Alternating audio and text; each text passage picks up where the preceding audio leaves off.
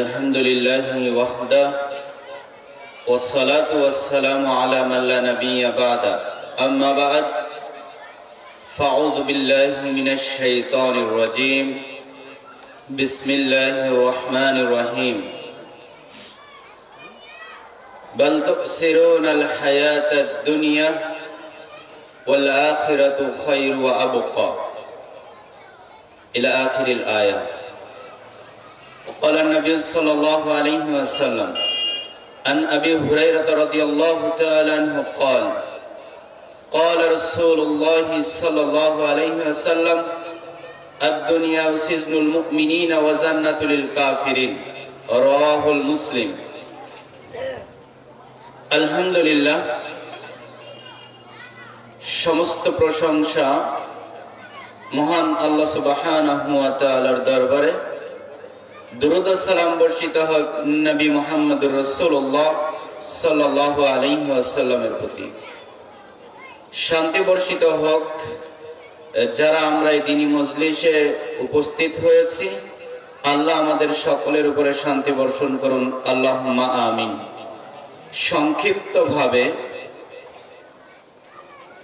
এই সূরা আলার উপরে, সূরা আলা এর যে আয়াতটি তেলাওয়াত করেছি, এই আয়াতের উপরে কয়েকটি কথা বলবো ইনশাআল্লাহ। আল্লাহ সুবহানাহু ওয়া তাআলা বলেন,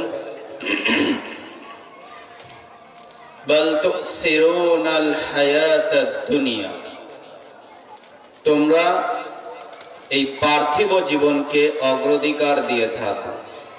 মহান আল্লাহ সুবহানাহু ওয়া তাআলা বলেন যে তোমরা তোমাদের এই দুনিয়ার জীবনকে প্রাধান্য দিয়ে থাকো, অগ্রাধিকার দিয়ে থাকো। ওয়াল আখিরাতু খায়রু ওয়া আবকা, অথচ তোমাদের জন্য আখিরাত উত্তম ও চিরস্থায়ী। সম্মানিত দ্বীনি ভাই, এই আয়াতটি আপনি আমি প্রতিনিয়ত জুমার সালাতে শুনে থাকি এবং অন্যান্য সময় আমরা এই আয়াত শুনে থাকি। এই আয়াতে আল্লাহ সুবহানাহু ওয়া তাআলা কি বলেছেন, এই আয়াত নিয়ে কি কখনো আপনি আমি চিন্তা ভাবনা করেছি? এই আয়াতটি নিয়ে কি আপনি আমি কখনো একটু ভেবে দেখেছি? আমরা আজ দুনিয়া নিয়ে এতটাই ব্যস্ত হয়ে পড়েছি যে আমরা মনে করি এই দুনিয়াটাই আমাদের জন্য সব। এই দুনিয়াতে আমরা এসেছি, আমরা মনে করি এই দুনিয়াতে আমরা চিরদিন বেঁচে থাকব। কিন্তু এই দুনিয়াতে কি আমরা চিরদিন বেঁচে থাকতে পারবো কি? আমি মনে হয় বুঝাতে পারিনি। এই দুনিয়াতে কি আমরা চিরদিন বেঁচে থাকতে পারবো? এই দুনিয়াতে আমরা কতদিন থাকবো? 50 বছর, 60 বছর, 70 বছর, বড়দের 100 বছর, এর উপরে বেঁচে থাকতে পারবো কি? কিন্তু এই দুনিয়ার ক্ষণস্থায়ী পৃথিবীর জন্য আপনি আমি সব করছি। দিন রাত 24 ঘন্টার ভিতরে আপনি আমি দুনিয়া অর্জনের জন্য কেউ 10 ঘন্টা, কেউ 12 ঘন্টা, কেউ 16 ঘন্টা পর্যন্ত সময় বের করছি। কিন্তু আল্লাহ সুবহানাহু ওয়া তাআলার রাস্তায়, আল্লাহর জন্য দিনে রাতে 24 ঘন্টার ভিতরে কতটুকু সময় আপনি আমি ব্যয় করছি? আপনি আমি কতটুকু সময় আল্লাহর রাস্তায় বের করছি বলেন তো?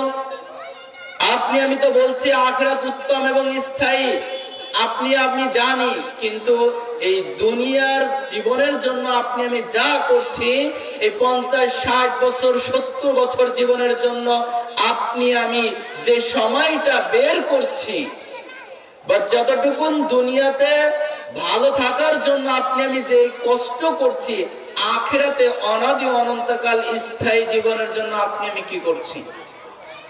তাই তো আল্লাহ সুবহানাহু ওয়া তাআলা সূরা তাকাসুরের ভিতরে বলছেন, আলহাকুমুত তাকাসুর, অধিক পাওয়ার আকাঙ্ক্ষা, অধিক পাওয়ার লোভ তোমাদেরকে আত্মভোলা করে রেখেছে।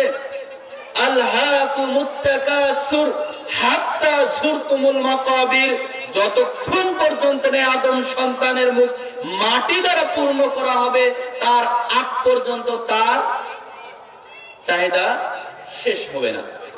বুঝেন কি আল্লাহ সুবহানাহু ওয়া তাআলা কি বললেন, যে যতক্ষণ পর্যন্ত না আদম সন্তানের মুখ মাটি দ্বারা পূর্ণ করা হবে তার আগ পর্যন্ত তার দুনিয়াবি চাহিদা মিটবে না। মানে মুখ মাটি দ্বারা পূর্ণ করা মানে ও যতক্ষণ পর্যন্ত কবরে না ঢুকছে তার আগ পর্যন্ত দুনিয়ার লোভ, দুনিয়ার চাহিদা তার শেষ হবে না। শুধু এটা চাই, ওটা চাই, এটা লাগবে, ওটা লাগবে, মানে দুনিয়া নিয়েই ব্যস্ত হয়ে আছে। দেখেন আজকের এই দিনে, আজকের এই দিনই মজলিসের এই দিনে কেন রাস্তায় দোকানপাট হয়েছে? বাদাম কি আপনি জীবনে খাননি? মনে হয় বুঝাতে পারিনি। চানাচুর জীবনে খাননি? খাননি কখনো? কেন খাচ্ছেন? কেন রাস্তায় গেছেন? কেন এত খাওয়া লাগে? কেন? এখানে মাগরিবের পর থেকে আমার আগ পর্যন্ত যারা আলোচনা করেছেন তারা কি কোরআন হাদিসের কথা বলেননি? আমরা কি এতই পণ্ডিত যে আমরা সব জেনে গেছি? সম্মানিত দিনী ভাই, যারা রাস্তায় ঘোরাফেরা করছেন, এদিকে ওদিকে ঘোরাফেরা করছেন, তাদেরকে অনুরোধ করব যে আপনাদের সমস্ত কাজকর্ম ছেড়ে আজকের এই দিনের জন্য এই মজলিসে উপস্থিত হয়ে কোরআন হাদিসের কথা শুনুন এবং জীবনে বাস্তবায়ন করার চেষ্টা করুন। ইনশাআল্লাহ আপনি উপকৃত হবেন। সম্মানিত দিনী ভাই, আবু হুরায়রা রাদিয়াল্লাহু তাআলা আনহু থেকে বর্ণিত, তিনি বলেন রাসূল সাল্লাল্লাহু আলাইহি ওয়াসাল্লাম বলেছেন, আদ-দুনিয়া সিজনুল মুমিনিনা ওয়া জান্নাতুল লিল কাফিরিন। এই দুনিয়াটা, এই পৃথিবীটা মুমিনের জন্য হচ্ছে কারাগার আর কাফেরের জন্য জান্নাত। এই হাদিস আপনি আমি অনেকবার শুনেছি। শুনিনি? শুনেছি। বুঝেছি? বোঝার চেষ্টা করেছি কি? আল্লাহর নবী তো বললেন দুনিয়াটা মুমিনের জন্য কারাগার। কারাগার মানে কি? কারাগারে কখনো গিয়েছেন? যদি নাও যেয়ে থাকেন কিছুটা হলেও তো অনুভব করতে পারবেন। আচ্ছা বলেন, কারাগারে যে ব্যক্তি থাকে ওই ব্যক্তি যা ইচ্ছা তাই খেতে পারে? ওই ব্যক্তি যেখানে ইচ্ছা সেখানে যেতে পারে? ওই ব্যক্তি যা ইচ্ছা তাই শুনতে পারে? হ্যাঁ, সব কিছু তার স্বাধীনতা থাকে?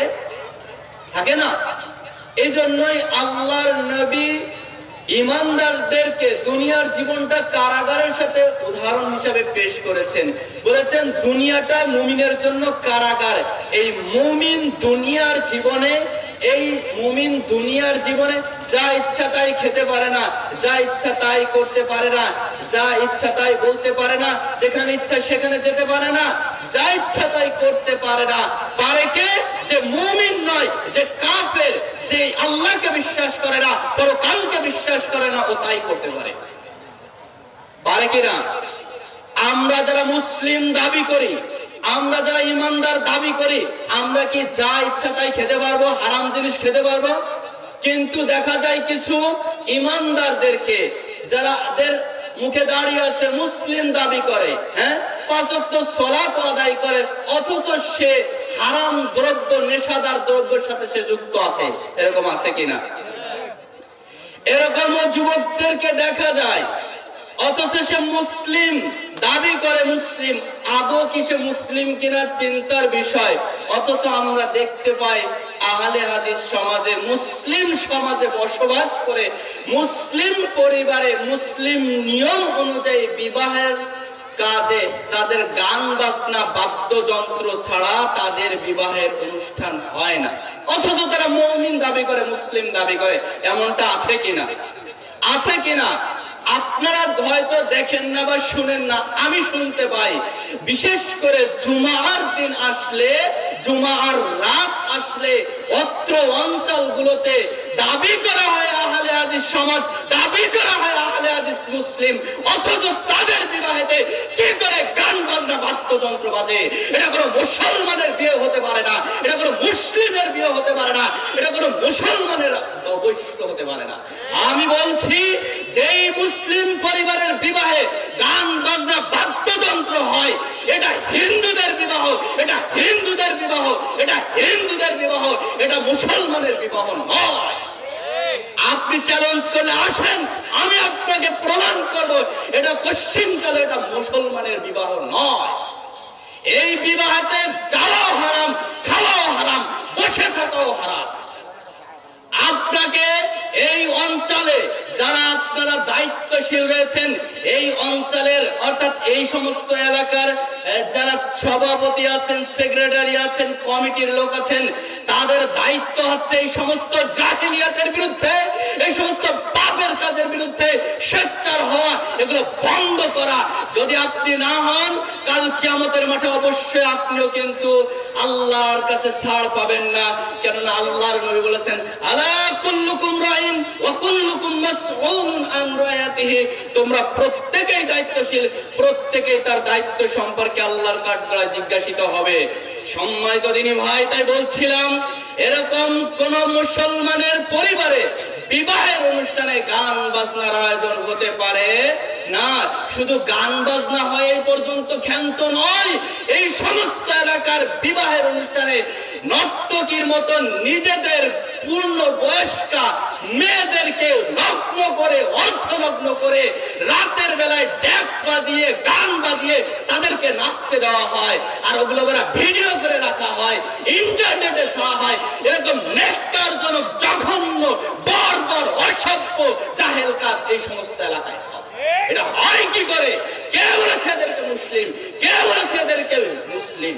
এরা অমুসলিম, এরা মুসলিম নয়। আপনি যদি মুসলিম দাবি করেন, তাহলে আপনার ইমানি দায়িত্ব তওবা করে আর জীবনে আর করবেন না।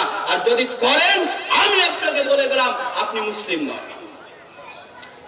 আপনি যদি ইমানদার দাবি করেন, আল্লাহর নবী বলেছেন, মুমিনের জন্য দুনিয়াটা কারাগার। অতএব মুমিন যা ইচ্ছা তাই করতে পারে না, যা ইচ্ছা তাই বলতে পারে না, যা ইচ্ছা তাই খেতে পারে না, যেখানে ইচ্ছা সেখানে সে যেতে পারে না।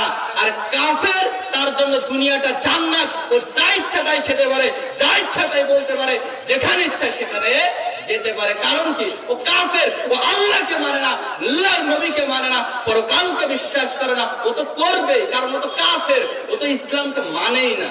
আপনি কি করে করেন? আমি মনে হয় বুঝাতে পারছি কিনা আপনাকে। আর সময় শেষ, আজানের সময় হয়ে গেছে, আর সালাত পড়াতে যেতে হবে। সংক্ষিপ্ত ভাবে যে কথাগুলো বলেছি, ভুল ত্রুটি হলে ক্ষমা করবেন। আর যদি কোরআন হাদিস সমর্থিত হয়ে থাকে, আল্লাহ যেন আমাদেরকে সেগুলো আমল করার তৌফিক দান করে। আল্লাহুম্মা আমিন।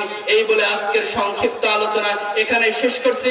সুবহানাকাল্লাহুম্মা ওয়া বিহামদিকা, আশহাদু আল্লা ইলাহা ইল্লা আনতা, আস্তাগফিরুকা ওয়া আতুবু ইলাইক। আসসালামু আলাইকুম ওয়া রাহমাতুল্লাহ।